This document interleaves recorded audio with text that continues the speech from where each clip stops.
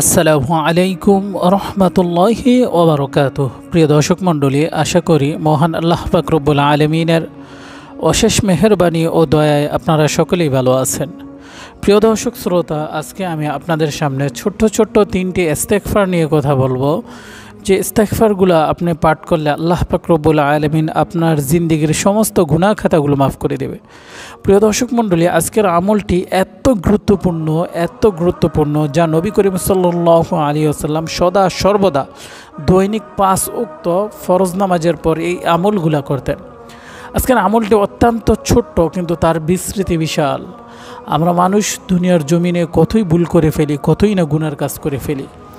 হায়, আমরা যদি এই সমস্ত গুনাহ নিয়ে মারা যাই, তাহলে নিশ্চিত আমাদের খবরটা ফখরতুম মিন ফখরিন নার হয়ে যাবে। আর আমরা যদি এই ছোট্ট ছোট্ট আমলটি করি, ইস্তেগফার পড়ি, ইস্তেগফার পড়ার কারণে আল্লাহ পাক রব্বুল আলামিন আমাদের জিন্দেগির গুনাহ খাতাগুলো মাফ করে দিবে।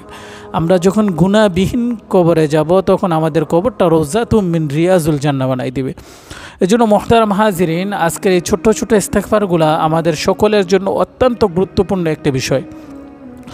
আপনারা যদি ধৈর্য ধরে ভিডিওটি দেখেন, ইনশাল্লাহ এই ছোট্ট ছোট্ট ইস্তেগফারগুলো শিখতে পারবেন এবং আপনার দৈনিক জীবনে আপনি প্রতিদিন আমল করতে পারবেন। আপনার জীবনের সমস্ত গুনাহ খাতাগুলো মাফ করাইতে পারবেন।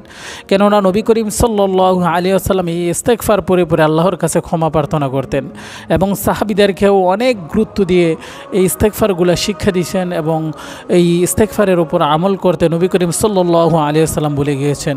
মোহতারাম হাজিরিন, আজকের এই ইস্তেগফারগুলো আমি মোবাইলের স্ক্রিনে লিখে দিচ্ছি। আপনারা যদি ভিডিওটি দেখেন, অবশ্যই মোবাইলের স্ক্রিনে ইস্তেগফারগুলো দেখতে পারবেন এবং এখান থেকে লিখে রাখতে পারবেন, অথবা বারবার ভিডিওটি দেখার মাধ্যমে ইস্তেগফারগুলো শিখতে পারবেন। ইস্তেগফারগুলো কীভাবে আমল করতে হবে, ইস্তেগফারগুলোর আমল আমি আপনাদেরকে ভিডিওর সাথে সাথে বলে দিচ্ছি। প্রথম 1 নম্বর ইস্তেগফার হচ্ছে আমরা আস্তাগফিরুল্লাহ আস্তাগফিরুল্লাহ আস্তাগফিরুল্লাহ। এর অর্থ হচ্ছে আমি আল্লাহর কাছে ক্ষমা প্রার্থনা করছি।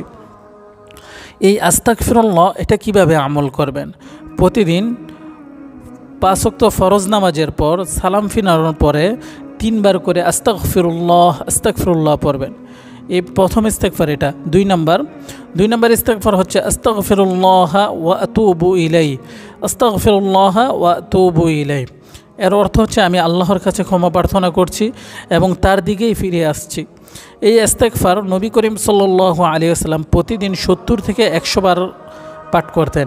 আমরাও যদি প্রতিদিন 70 থেকে 100 বার পাঠ করি, ইনশাল্লাহ আল্লাহ পাক রব্বুল আলামিন আমাদের জিন্দেগির সমস্ত গুনাহ খাতাগুলো মাফ করে দেবে।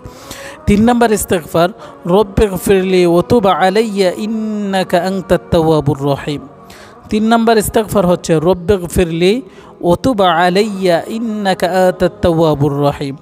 এর অর্থ, হে আমার প্রভু, আপনি আমাকে ক্ষমা করুন এবং আমার তওবা কবুল করুন, নিশ্চয় আপনি মহান তওবা কবুলকারী।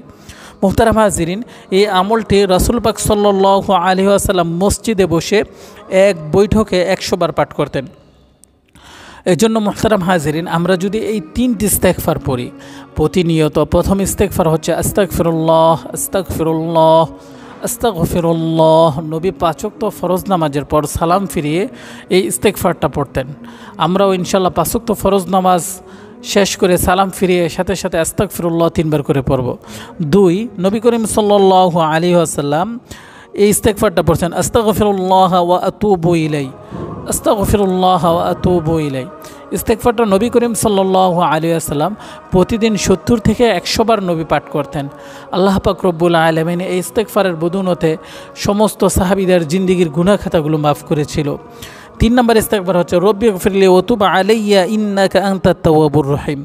এটা নবী করিম সাল্লাল্লাহু আলাইহি ওয়াসাল্লাম প্রতিদিন মসজিদে নামাজ পড়ে এক বৈঠকে 100 বার নবী করিম সাল্লাল্লাহু আলাইহি ওয়াসাল্লাম পাঠ করত। এজন্য মুহতারাম হাজিরিন, আমরা সকলেই এই 3টি ইস্তেগফার পড়ে নেব এবং শিখে নেব। এই 3টি ইস্তেগফার উপর যদি আমরা আমল করি, নিশ্চিত মৃত্যুর আগে আল্লাহ সুবহানাহু ওয়া তাআলা আমাদের জিন্দেগির সমস্ত গুনাহ খাতাগুলো মাফ করে দেবে। প্রিয় দর্শক মণ্ডলী, এতক্ষণ যারা কষ্ট করে আমাদের ভিডিওটি দেখলেন, সকলেই কমেন্ট বক্সে আমিন লিখে যাবেন। আসসালামু আলাইকুম ওয়া রাহমাতুল্লাহি ওয়া বারাকাতুহু।